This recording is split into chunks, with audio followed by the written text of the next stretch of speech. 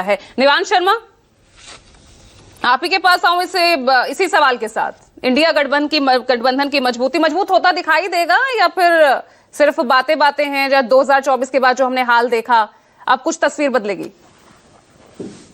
देखिए, हमारे देश में हर चीज जनता के हाथ में, जनता डिसाइड करती है।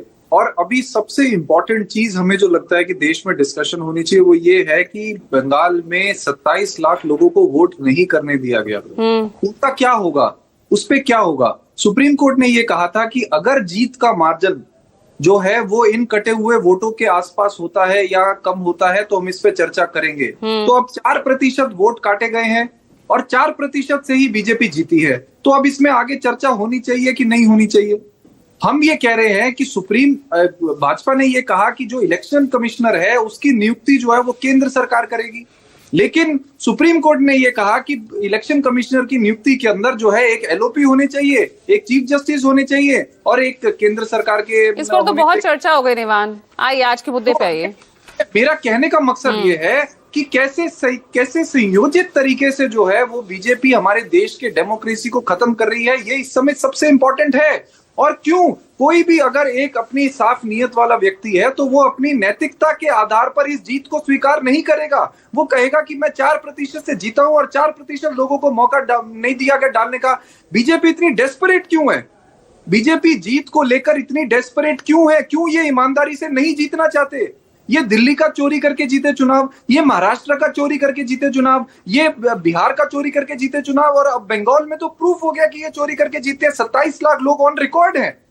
पूरे देश में इन्होंने 5 करोड़ से ज्यादा वोट काट दिया। ऐसी जीत को तो ये डेस्परेट लोग हैं जो ऐसी जीत को जीत मान रहे हैं। कोई भी नैतिकता वाला व्यक्ति होगा वो इस जीत को जीत नहीं मानेगा। हमारा ये कहना है कि बीजेपी कुचल रही है हमारे वोट्स को, और ऐसी पार्टी सत्ता में बैठ गई है। ये बंगाल से लेकर पंजाब तक गुंडागर्दी कर रहे हैं। तो चुनाव तो केरल में और तमिलनाडु में भी हुआ है। अगर इतना ही सब कुछ करना था तो वहां पर भी वो सब कर सकती थी फिर बीजेपी। देखिए, जहां पे बीजेपी के 5% वोट भी नहीं आएंगे वहां पे क्यों करेंगे ये तो फिर ऑब्वियस हो जाएगा ना। जहां पे बीजेपी क्लोज फाइट कर रही है वहां पे ये चोरी करते हैं। अब इनका बंगाल का चुनाव जीतते ही भाजपा के सारे लोगों ने ये लिखा कि अब पंजाब की बारी है, और अगले दिन ही पंजाब में ब्लास्ट हो गया। ये लोग करना क्या चाहते हैं देश में? ये लोग केवल लोगों को बांटकर, लोगों के साथ गुंडागर्दी करके, लोगों के माहौल खराब करके, केवल और केवल हर एक एजेंसी का दुरुपयोग करके चुनाव जीतना चाहते हैं। अगर आप आज सोच रहे हैं कि हम डेमोक्रेसी में रहते हैं तो आपकी गलतफहमी है। 27 लाख लोगों को वोट नहीं डालने दिया तो इस जीत का क्या मायने है? क्यों ये जीत को ये बर्खास्त करके? मैं आ रही हूँ आलोक जी, एक मिनट आ रही हूँ। एक बार रोहित अग्रवाल से मैं जवाब ले लूं। रोहित अग्रवाल, अब